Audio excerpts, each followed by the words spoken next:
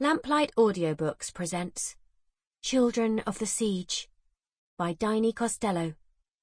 Narrated by Georgia Maguire.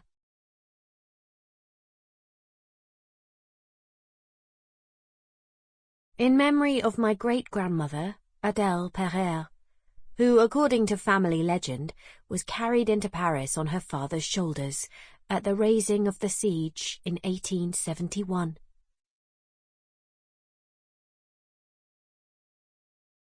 France, February 1871. Chapter 1.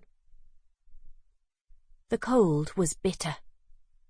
Biting wind swept across the grey-green fields under a leaden sky which promised more snow.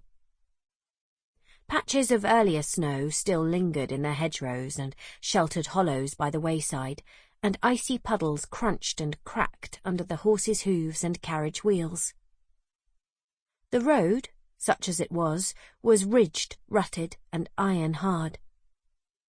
Furrows of frozen mud, which on a warmer day might have clutched at the carriage wheels, bogging them down, remained unyielding, so that every turn of those wheels jarred the occupants of the carriage, shaking them mercilessly, despite the most modern of springing, until their heads ached and their teeth rattled, and every inch of their bodies felt bruised and battered.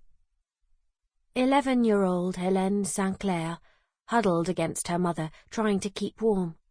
For despite the fur-lined travelling cloaks and rugs, the piercing cold penetrated the jolting carriage and chilled her to the core. When would the journey be over? When could she escape the freezing, rattling carriage and feel warmth seep back through her body? The blinds were drawn down to help keep out the cold, so Hélène could not even watch from the window to pass the time.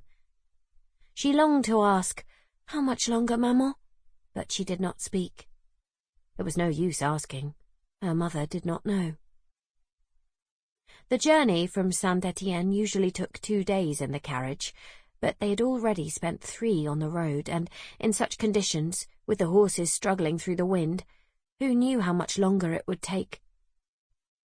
How cold Papa must be, thought Hélène, and wondered why he chose to ride outside the carriage instead of travelling more comfortably inside, as he usually did. She turned to ask her mother, but as she glanced up at her, she saw in the dim grey light which filtered through the blinds that Maman's eyes were closed, her face drawn and pinched with cold and fatigue. Even as Hélène looked, the carriage jarred violently on a stone. Sample complete. Ready to continue?